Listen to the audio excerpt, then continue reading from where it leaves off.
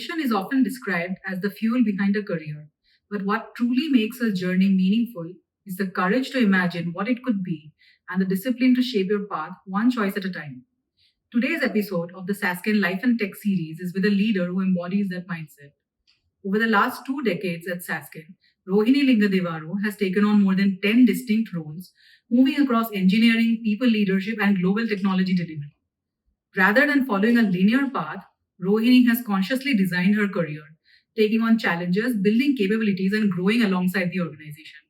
Currently serving as AVP Delivery, she continues to lead diverse teams and create impact across global programs. Rohini, it's a pleasure to have you here with us today. Thank you. You have had a very diverse career at Sasken, moving through different roles and responsibilities. But what you studied was engineering, and when you started out at Sasken, it was in a very different field. I want to start at the very beginning and want to know a little bit more about the transition, the whole process of how it all happened. Sure. So I joined Sasken in 2005, and I come from medical electronics background. And back then, for that stream, we had very limited software development opportunities. So at that point in time, there was no grand plan. It was more of let me explore what I've got in hand instead of waiting for something which is not yet worked out for me. So I think that was the beginning. There's a lot of dynamism in your interests, moving from different roles and responsibilities and interests. So, were you like this even when you were a student, trying out new things all the time? Or is it something that your corporate career has imbibed into you? Because that is where agility and dynamism is so well appreciated. So, yeah, so was it very always like this, or how did the transition happen? Yeah. So as a student, I was more practical. I wouldn't say I was not more dynamic or something, but of course, I was very practical. The career which I started in Sasken, where I studied something else, and I started my career as a HR executive, it was totally different, right? So that's when my mindset started growing towards accepting different things. So basically, at any point in time when I started feeling that I'm comfortable or I'm not more challenged, I started feeling restless. Then I wanted something new, and I'm very thankful to Sasken for giving me ample opportunities every time I wanted something different. Sasken gave me the platform to grow and explore the opportunities. So I would say, that dynamicity grew as I grew in Sasken in my career path. Right. So, did you have any early mentors or leaders who impacted your mindset that you have now? So, if you have any examples. Yeah, definitely I think when we are young, when we start the career, it is very important that you have very good mentors. It will, lay the path for our career growth. For me, I really want to take up two names. One is Mr. Ganesh Krishnamurthy, who used to head quality in Sasken long back. He's retired now. And then he also started handling learning and development. He taught me a very important lesson. Whenever I have to decide on something, whenever we have to say certain thing is not working and certain things are working, when we are making such inferences, it is very important to have data points. So he always taught me that collect the data, analyze the data, infer from that, and then make decisions based on the same. That was a great learning. Even today, I follow that very religiously, and it always works. There is no room for any miscommunication or any confusion between the parties when we are discussing, because it's completely data based. So that is one what I learned from my mentor. And the second mentor I want to talk about is Mr. Shine Thomas. He taught me specifically on leadership, people management. I still follow whatever the best practices or how I have learned, or how I have observed how he handled team, how team was always ready to work for him. So that culture he had built, and I'm very glad that I worked with him and I learned so many things in people management background. So I think these two, early on in my career, these two people really helped me grow. So you said you went through a lot of simpler, probably entry-level roles, and then got into actual delivery. So do you think your experience in people management conversations and connecting with people, was that an important factor that helped you get, leverage those skills and get into this specific role? It was the interpersonal skills. While by virtue of my roles, different roles in HR, I was in touch with many managers in delivery because I was part of support functions and they needed all the support for the business. Um, but it's not about just I know them, so they give me the opportunity.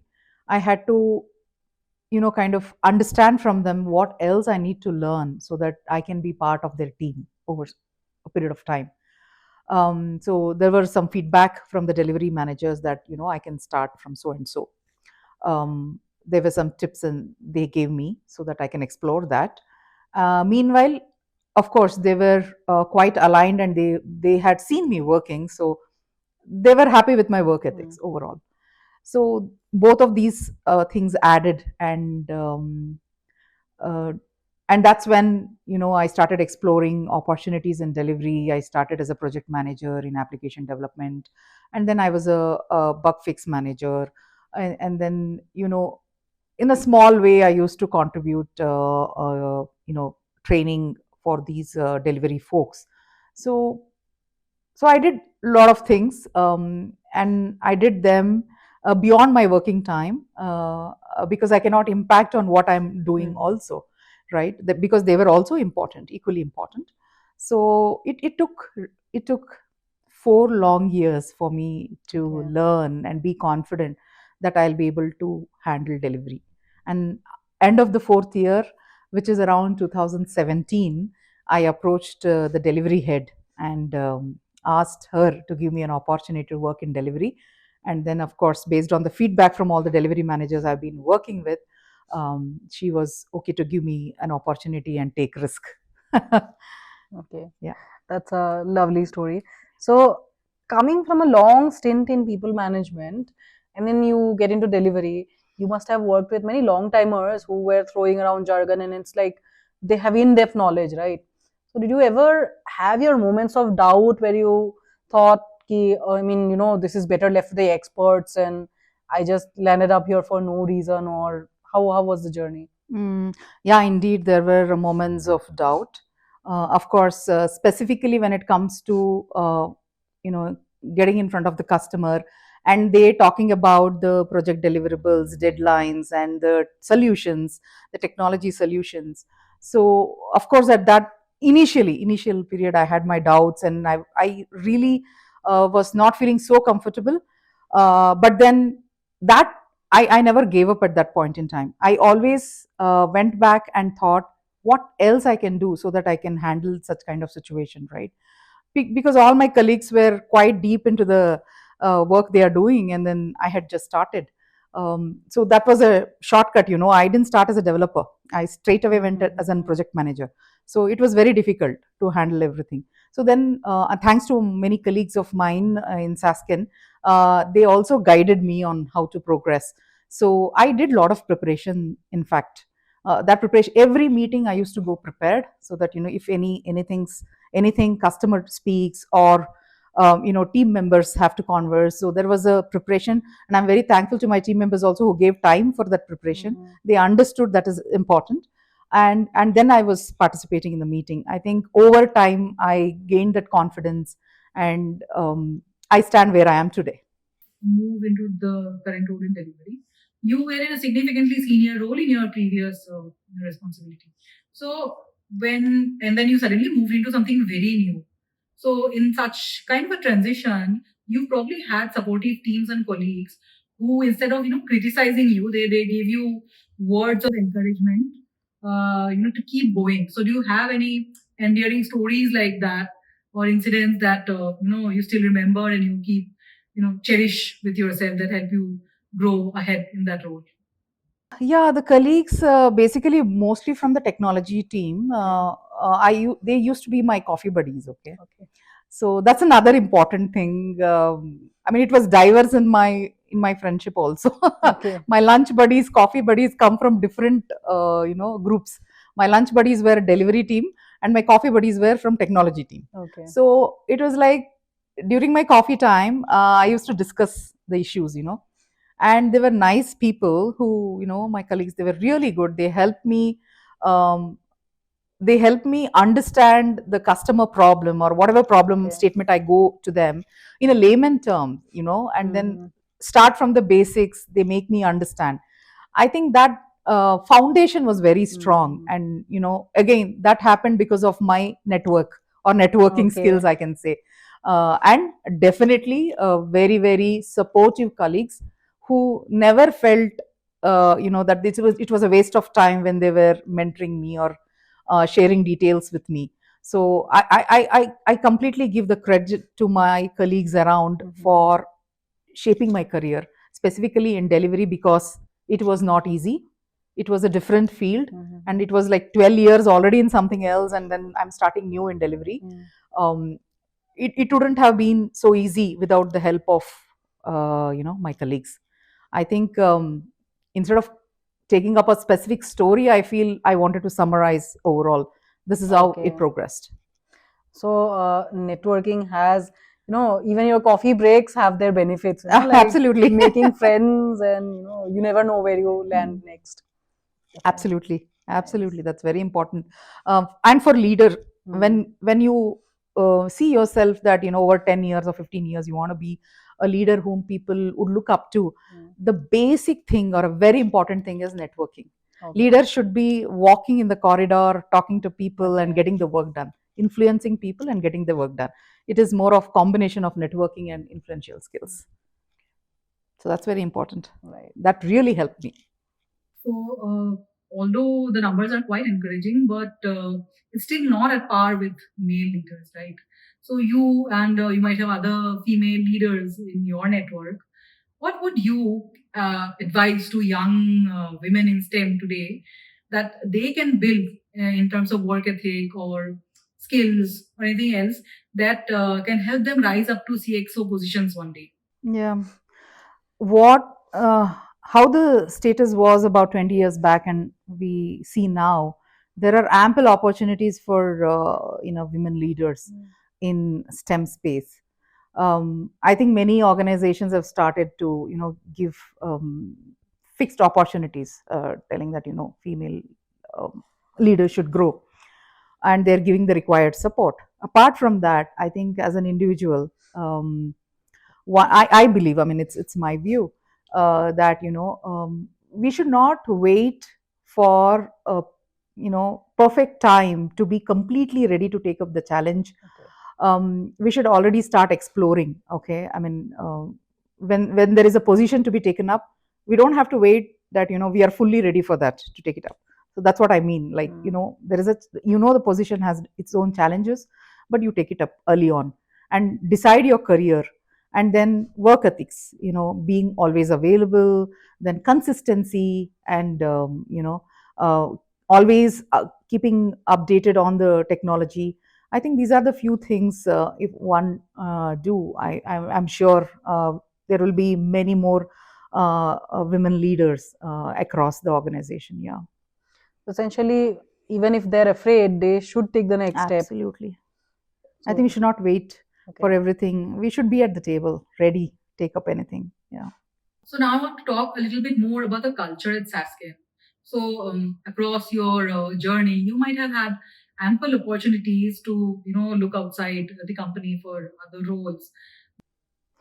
Yeah, so as I already mentioned, I get easily bored if I do the same thing Mm. for some time, right? And then I expect something new, something challenging frequently. And I'm so glad and very grateful to Saskin, which has given me the platform to explore whatever I want. Mm. Okay, but of course, it comes with conditions, or it's not so easy. But at the same time, did I get the opportunity in Saskin? Yes. So there was no need for me to look outside. I got everything whatever I required for my career growth path. So in this last 20 years in Saskin, 2 decades in Saskin, I have played more than 10 roles. Mm. Okay, and um, I started as a contractor in 2005, and today I am a associate VP. So it means I had a good journey. I've grown, right? I mean, Saskin has given all that, so I don't think Mhm. there was a need for me to look out. Okay. Um, because I could play many roles and everything was available in Sasken. Right. Yeah. So as you kept growing and adding value, the company reciprocated Absolutely. with value. Well, yeah, it is a completely give and take. Yeah. Right, right. Sasken is very big on sustainability, and you being in a client-facing role, you might be getting questions every day when when you're talking with them, and they are also nowadays equally very big on sustainability. So, where I mean, you probably get many questions on how the solutions that we build for them rank on that scale, right? So, I want to know a little bit about your take on sustainability at Sasken, and how what your approach is for building such solutions for our clients. Yeah, sustainability, yes, even client demands that. And I think when we are working on the proposal, when my team works on the proposal, they already start thinking how the solution, what is proposed, is reliable, it goes long term, and good use of the resources available, or the best use of the resource available, the longevity, as I mentioned, right? All these things are already taken care. So I think in Sasken, the way we have grown up, it's mandatory, it's embedded in our way of working, that we need to be focused on the sustainable solutions what we propose to the customer, rather than doing some small or a short term or a dirty fix, whatever we call in engineering terms. Instead of looking at that, we look at a very long term solution. So I think in our every delivery day to day activity, it is already become mandatory. And it is something very um, which is intrinsic, is what I can say. I mean, you don't have to call out that specifically, it is already embedded. Yeah. Right. So essentially, sustainability first design. Yeah, exactly. The long term design and the good use of the resources. Yeah. Right, right. Okay. My years of experience as a people manager has actually influenced how I lead team now. Nothing. There's no major difference when I was doing when I was a leader in support functions and what do I am in delivery. It is similar. So I believe that I am one of the team members. I never believe in hierarchy. That's what I've learned from the managers I've worked with in Sasken. I'm proud to say I worked with about 15 plus managers in my 20 years of tenure in Sasken. So there is no hierarchy. It's one team, each one performing different roles. That's the way I begin. And I don't do micromanagement. There is a lot of trust factor. People are free to come up with ideas and go ahead. But yeah, the same cannot be applied for everybody in the team. Sometimes things go wrong, and probably you have to fine tune for certain set of people on how uh, how they look up to us for help and everything. So I think these are the things I follow. And apart from that, I'm always available to the team. That's very important, because I believe as a leader, being available to the team whenever they need is very important aspect, because we never know at what point in time, when you're in a journey where you say your team to freely experiment what they want to do, and have their back when there is a situation. So at this kind of situation, it is very important for a leader to be always available, because team members will have their own doubts and they want to approach and ask. So I think these are the few things I follow as a leader. Okay. When you are looking for someone to join your team, what are the non-negotiables that you look for apart from technical skills? Yeah, skills are important, but something which is more important, two things are more important, is attitude and values. Okay. Non-negotiable. So somebody who's not technically very sound, okay, a little above average. In Sasken, we never compromise that, but I'm saying that, just in case, we have somebody above average, but comes with a very good attitude, and to consider feedback, learn constantly, and come with values, the integrity, respect for individual. So all these things, I'm sure these people can be shaped into a best technical person. So I feel beyond skills, the non-negotiables are values and attitude. Okay. Great. So now we move on to a little bit to know a little bit more about you. So apart from work, what do you indulge in? Any hobbies or interests or anything else that you like to do? Yeah, outside of work is all about watching web series and movies and talking to friends, going out with friends and some trips. Oh, Yeah. okay. So you've had any memorable trips recently? So I mean, I keep traveling, but then for me, every time a comfort place for me is Mm-hmm. that when I go to my native, Okay. which is Tiptur, and there is a farm and there is a small temple built by my, the Okay. ancestors, and that's a place where I feel at home, Mm-hmm. such a peaceful abode. Okay. Do you have any passion projects that you're actively pursuing right now? So like I'm very dynamic, right? Ha ha ha ha. In terms of passion outside the work also, I mean I try different things. Mm-hmm. So at this point in time I'm exploring agriculture. So Okay. as I said, I mean my parents belong to Tiptur, my native, Mm-hmm. and then I want to experiment on agriculture, and definitely where we can leverage technology and Okay. help the farmers there, right? I mean, Mm-hmm. for that I want to do a POC there. Okay. So how certain manual things can be reduced, Mm. and we can grow crops and things like that. So it's in the inception phase. Okay. So yeah, and I think at least end of 2026 I'll have some things achieved there. Yeah. So maybe we can have you on another episode and we'll know more about that. I'm sure. Yeah. Okay, so now we move into a more fun segment. It's a rapid fire segment. So I'll ask you a few questions and you can give the first thing, the answer, the first thing that comes into your mind. The last OTT show that you finished in one sitting. The Imran Ashmi's what was that? The smuggling one. Taskari. Oh, it Mm. was amazing. Sorry, it is so difficult for me to remember the name, but it was Well, like I thought I'll watch one episode, but then I've just watched one half sitting. an episode till now, but I have to watch.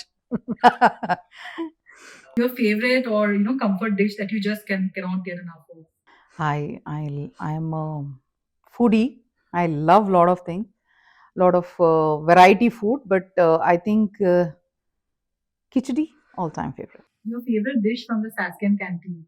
Chili cheese sandwich by Lata. Oh, oh wow! Oh, she does it so well. Yeah. I'm yet to try. I'll try. The best travel destination that you've been to till now.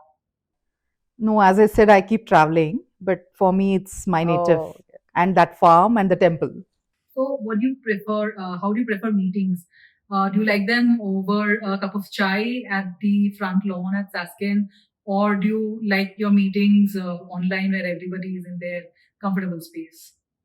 It's about in person, online, or it's yeah. about It's like you want to talk to them in person at the lawn, just casually having fun while also talking about work, or do you prefer online where everyone can do whatever I they think I want? prefer the first one, talking to people in person. Yeah. Okay. Your favorite way to relax after a tiring day? Yeah. iPad on my lap with web series. Oh, nice. Your ritual with your team before any critical customer meeting? Preparation. We discuss, in fact, what are the roles each one has to play during the meeting, because it's a critical meeting and who has to talk what, and all that planning happens, and then there is a dry run also before the Oh, meeting. We do a lot of preparation. So I have one final question for you, but I feel like I already have the answer based on our conversation. So if you were to move back in time to where you started your career, so many years back, would you still prefer, having the same diverse career path that you have today, or would you rather have a career in tech right from the beginning? I don't want to get back because I love my journey, okay. and I love the fact that I have went through so much emotions throughout the journey. Right, it could be very delighted when I got something, very disturbed when things didn't work the way it was. So I think it is a mix of emotions, and I really enjoyed my journey, and I would love to keep Yeah. it that way. I think when things are happening to us, we think, okay, maybe it would have been better some other way. But when you look back, like this was perfect the way it was. Correct. A mix of That's emotions are yeah, always yeah, good. yeah. Yeah, yeah. No shortcut. Yeah. So listening to your journey, it's very inspiring, and it reminds us that careers are really, like, very small amount of careers are built in straight lines. So and your journey in corporate or whatever you're doing, it's all about curiosity and constantly willing to do new things instead of staying in your comfort zone and just doing one thing uh, all the time. And one more thing that I observed, talking to you, is that just because I started here right now at a certain place doesn't mean that is where I'm going to be for the next 30 years. That's not my destiny. I write my own destiny, you carved your own career path. So I think that's how things move. And it's about, again, taking on challenges. So that's I think that's how I would summarize my conversation with you. And it's really inspiring that nothing is permanent, yet everything is beautiful.